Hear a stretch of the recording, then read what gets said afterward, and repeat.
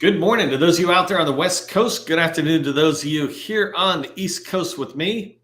I'm excited to get started again on another training. Today is live on November 17th. It's a beautiful day out there, so that makes me always in a good mood. I want to thank you for showing up early and on time. When you show up early and on time, it really helps us as trainers, right, when we're preparing this for you.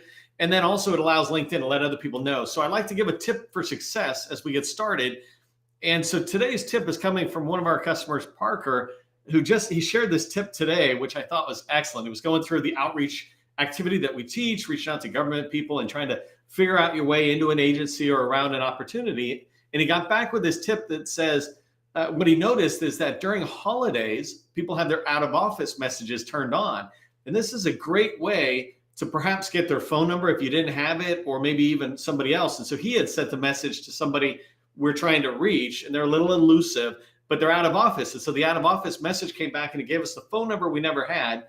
And then it also gave us their supervisor. So this is a tip for those of you showing up early and on time. It's only for us. I'm chopping it out on the replays and in YouTube, et cetera, later. But I want to say thank you for showing up early and on time. And I'm telling you, that is a masterful tip. That is completely a pro tip. And I'm borrowing it from one of my customers. So thank you, Parker. Okay, we're going to get rocking and rolling. Jade, thanks. Leo, I appreciate seeing the chats in there, especially the start of the day. Let me just get my ducks lined up and we're going to start swimming, if that was a good enough analogy for you. Okay, in today's training, we're going to be talking about turning a first meeting into a second meeting so that you can build strong relationships. One of the things to keep in mind about strategic relationships, or I called it strong relationships a second ago, is that they're different than just your average relationship within your network. Your network should have hundreds of people in it, frankly, right? And so as your network grows, you'll have people at different certain circles as you're moving forward. So your inner circle, your strategic relationships, there's not that many people. And then as you go out, maybe you have a little bit stronger, a little less stronger relationship with people. So maybe 20 or 40 people. But as you start going beyond, you're going to have a lot of people literally, I went to a conference once with one of my customers, friend of mine, but we were going through the conference. And as we were walking through, he was saying hi. I swear it must have been a couple of hundred people. He recognized them. They recognized him. And it was like, hey, Ken, how's it going? And that's your network. Those are strategic relationships, right? Those are people that he can pick up the phone and say, hey, I haven't seen you since the last conference, but can we talk? A strategic relationship is one where you're focused on it. And that's what I'm going to be talking about today is how do you turn those first meetings that you want to begin to build into a strategic relationship? How do you turn those into a second meeting? For some of us, we struggle, right? Everybody struggles on this. You might struggle getting a second meeting after you had a first meeting because you're not skilled yet. And I'm going to try to give you some skills, some knowledge and skills today, right? But some of us who are more experienced, we struggle from going from the first meeting to a second meeting because the customer is a little bit more elusive, right? And that's fine. We like to chase. But we all struggle at some point or another. And having a process that you can follow is what's going to enable you to increase the amount of successful transitions from a first meeting you have with somebody you want to build a relationship with to a second meeting. And when you have these second meetings, that's when you start building a relationship. When you start pushing forward, those relationships are going to lead to so much more success that you want. And I'll talk about that in today's training. But obviously, we want to get past that first meeting into the second meeting so we can start building more and more relationships. If that's what you want, just put second meeting into the chat for me. Let me know that you're there and you're awake and this is making sense for you. In today's training, as we go forward, I'm going to cover down in 3 sections of the training. First thing is I just want to help you understand what I see as the criteria or the key components of a strategic relationship.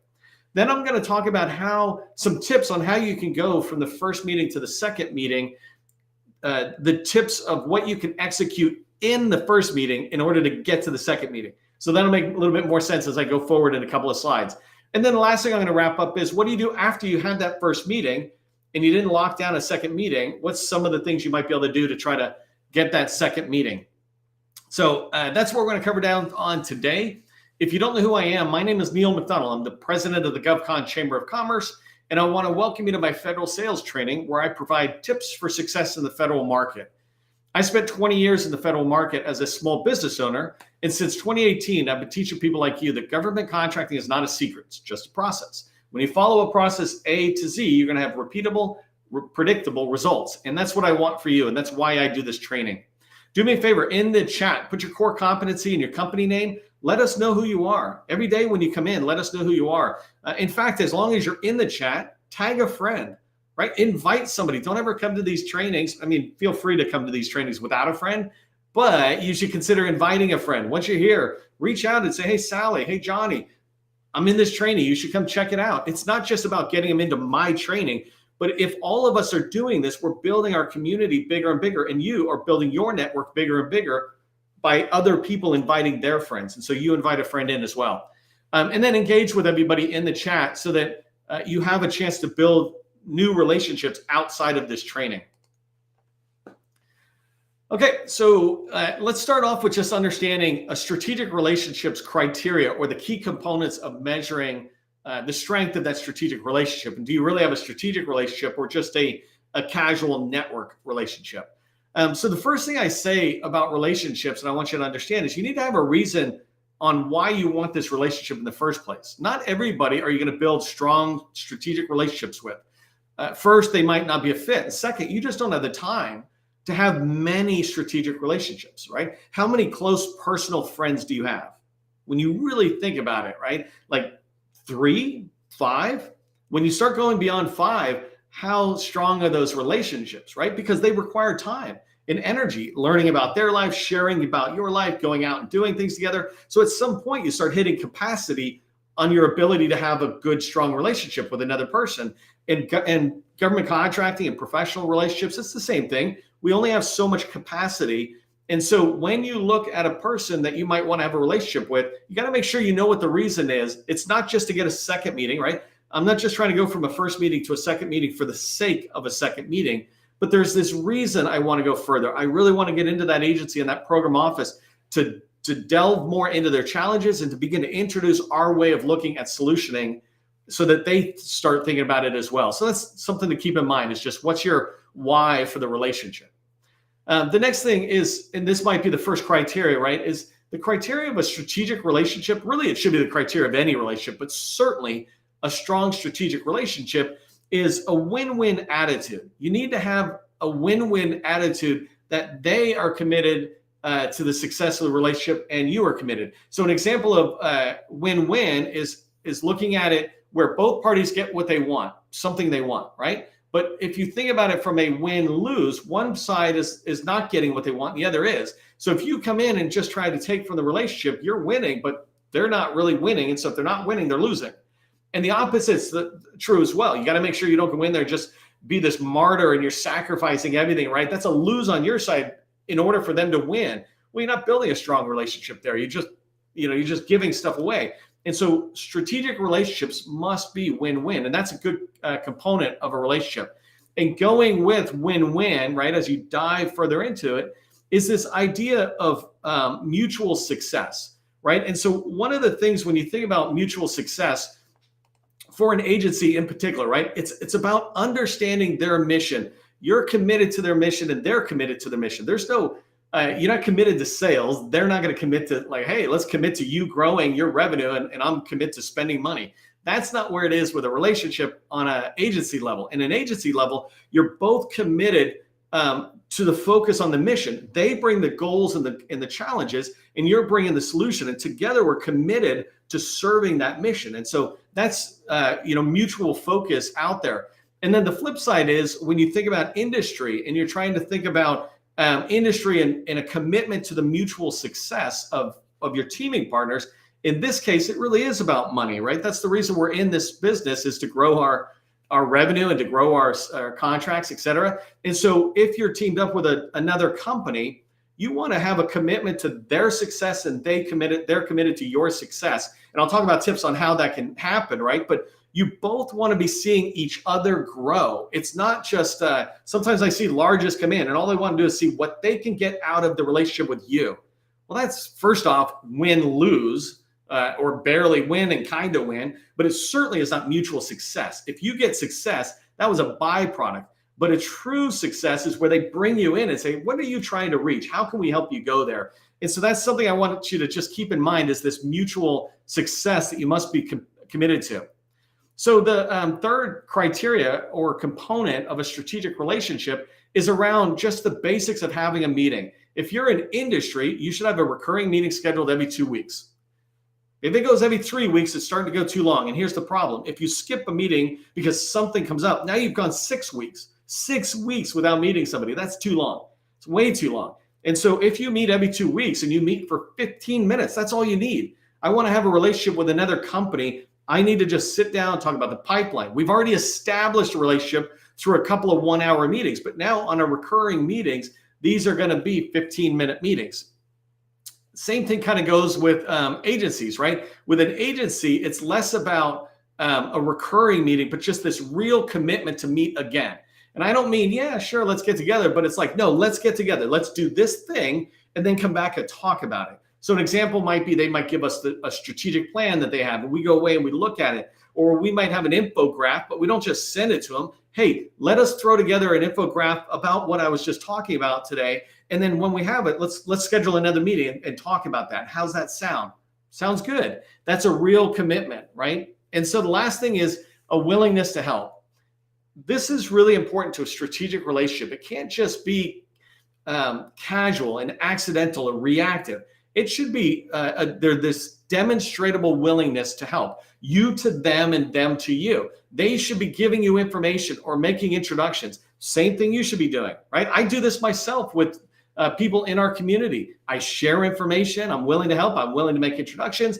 And the people who are in my network that I have, maybe not strategic relationships, but really good relationships there, they're willing to meet with you. When I make introductions and I reach out to them, I say, hey, would you be willing to help? And for me, the help is meeting with somebody I make an introduction to. For you, it's, what is that need that you have? So these are just some key components of a strategic relationship I want you to keep in mind. I've done whole trainings on this before where I talk about strategic relationships, how to build them, the criteria, how to really measure even tighter. So go watch previous trainings on strategic relationships.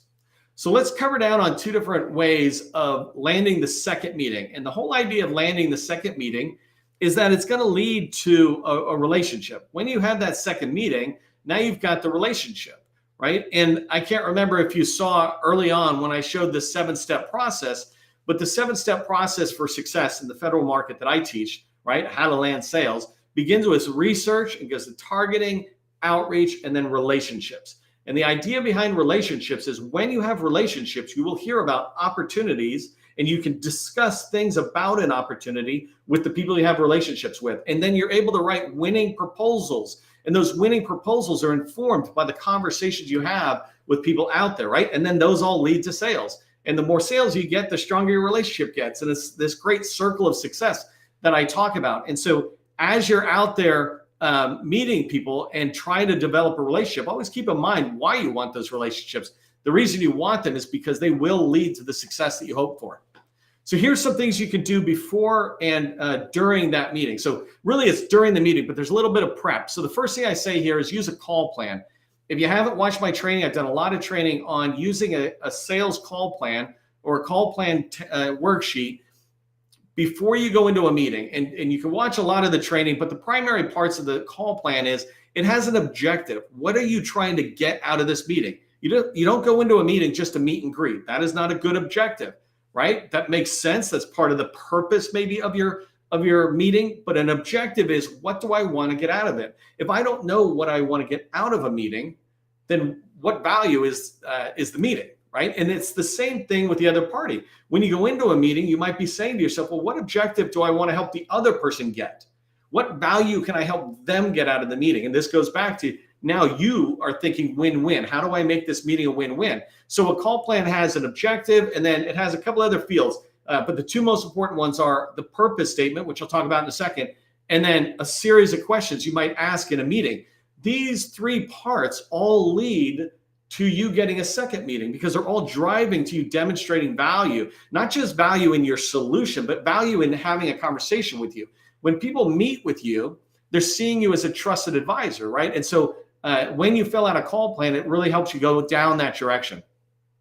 So the second bullet here is purpose, right? And in here, the idea behind this is you want to be able to say to the other person right away, right from the beginning, that you want another meeting.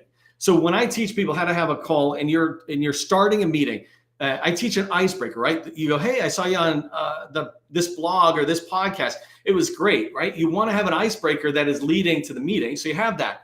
And that lasts the first 1 to 2 minutes of the meeting. And then the first thing you do at the beginning of the meat of the meeting is to say, hey, how about I just say what I think the purpose of today's meeting is. And then, you let me know if there's anything that needs to be corrected on it. And then we get started. How's that sound? Like, sounds good. And so then I say the purpose. The purpose of the meeting, from my perspective, is to introduce my organization and to learn more about your organization.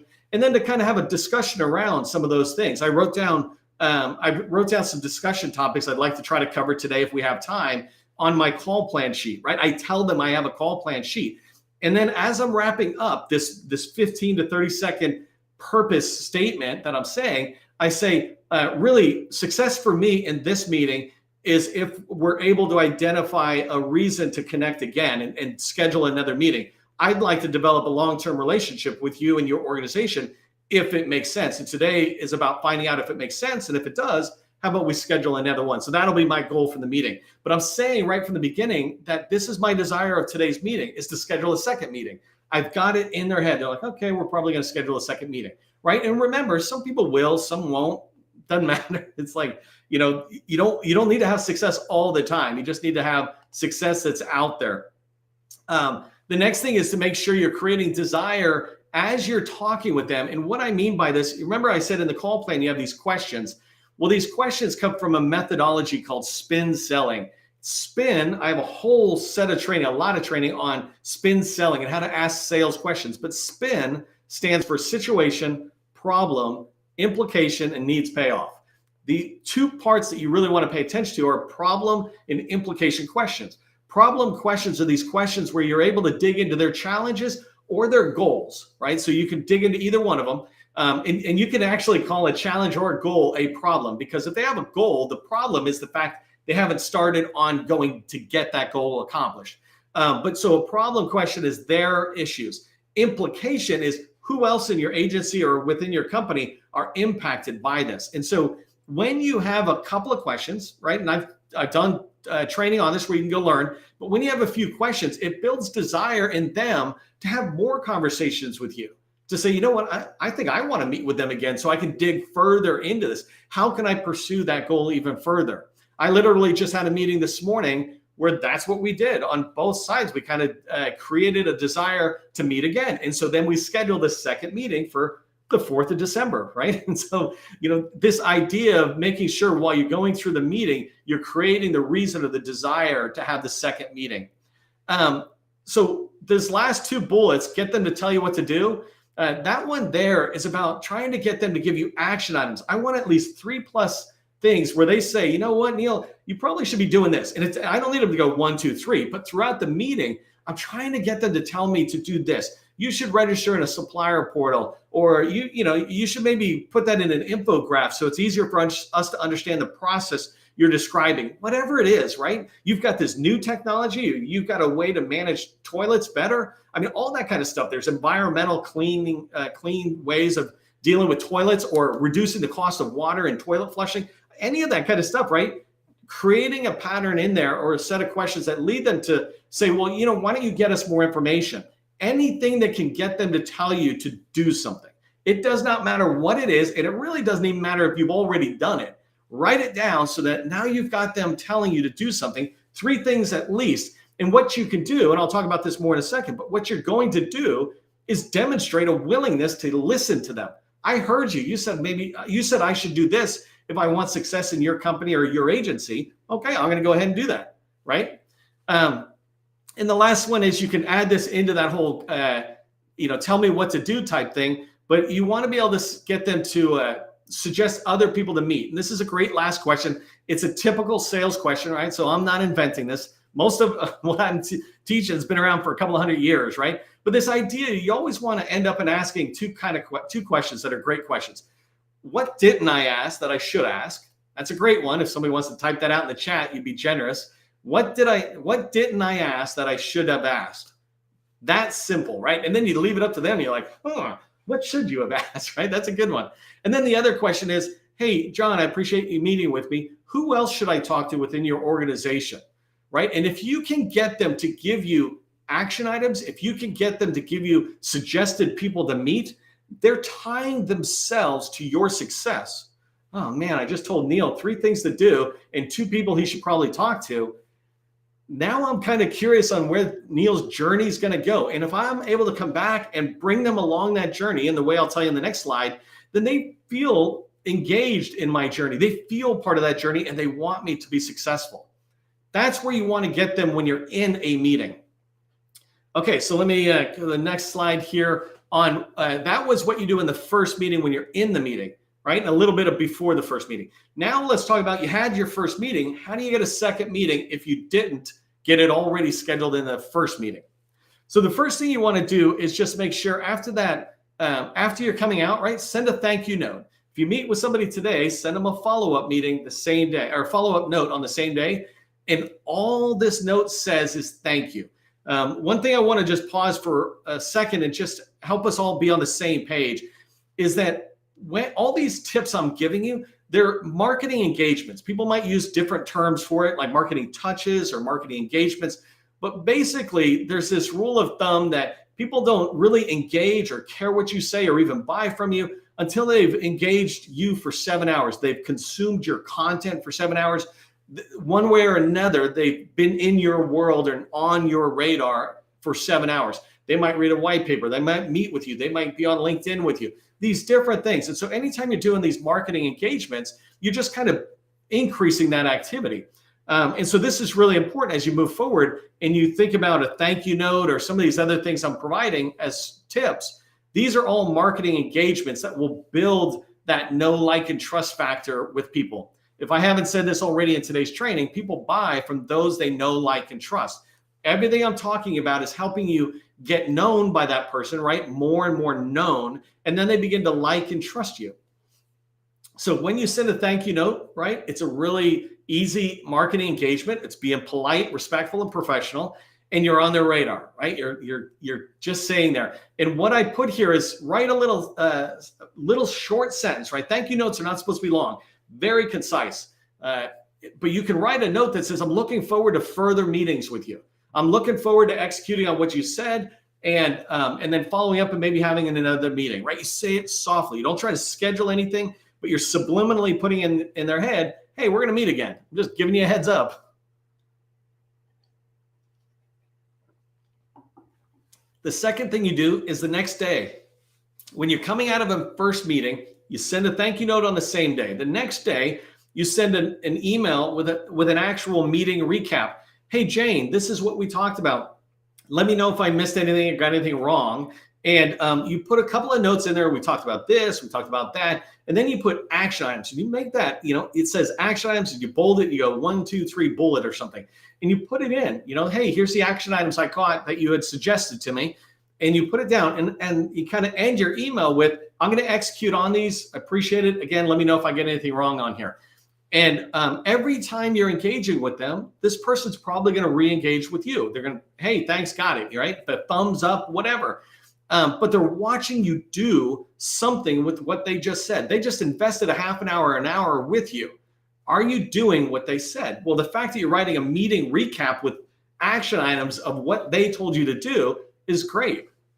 So then another activity you could do going along with this is you can engage with them on LinkedIn. You can ask them in the meeting, hey, are you on LinkedIn? Can I connect with you? Can I follow you? Right? You might have done that a little bit ahead of time, but certainly do it afterwards where you follow and connect with them on LinkedIn. You can send them a personal note. I appreciated meeting with you. Let's connect here on LinkedIn and then engage with them. Some people are active on LinkedIn, some are not.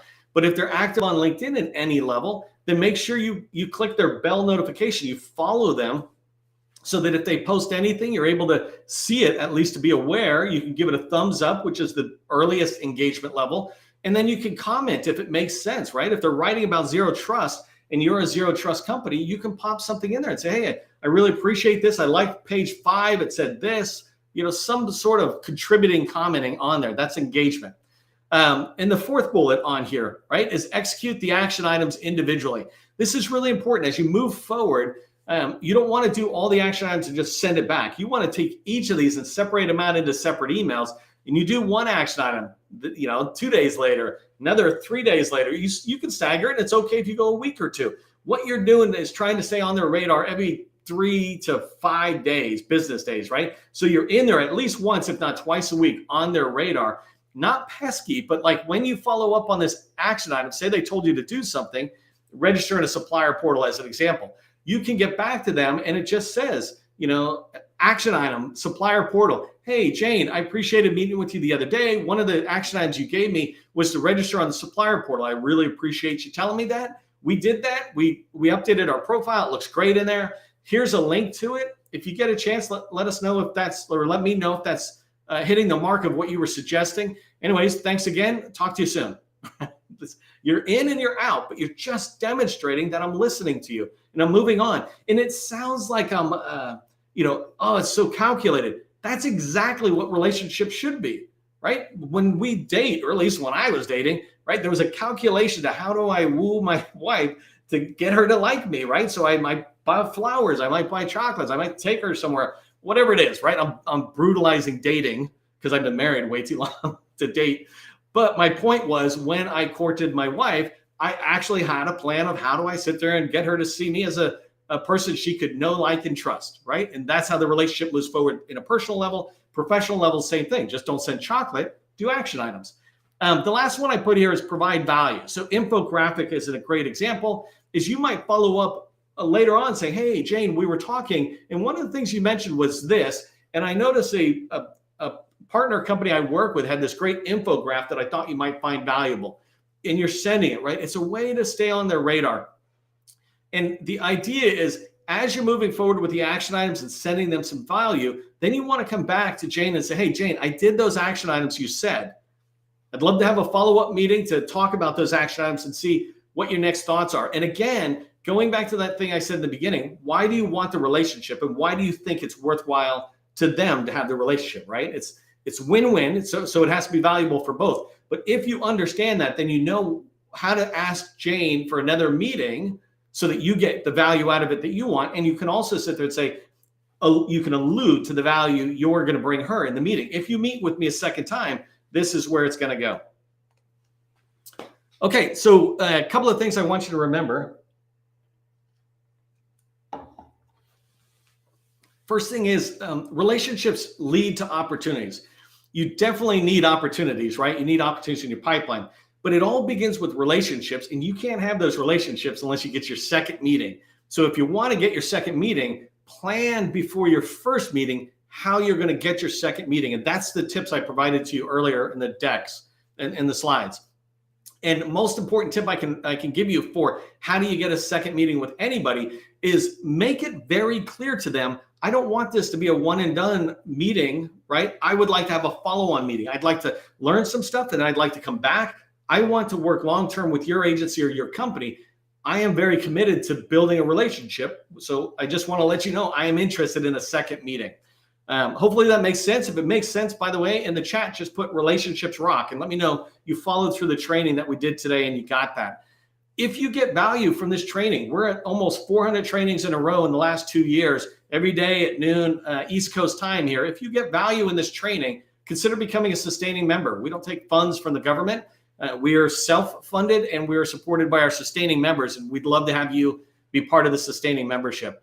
If you're interested in working with me and my team, you can go to govconchamber.com, learn more there. Typically, it's for companies doing $1 million plus in the government contracting space. As you head into the weekend, because we're live at the moment, remember, government contracting, it's not a secret, it's just a process. I'll see you in the next training.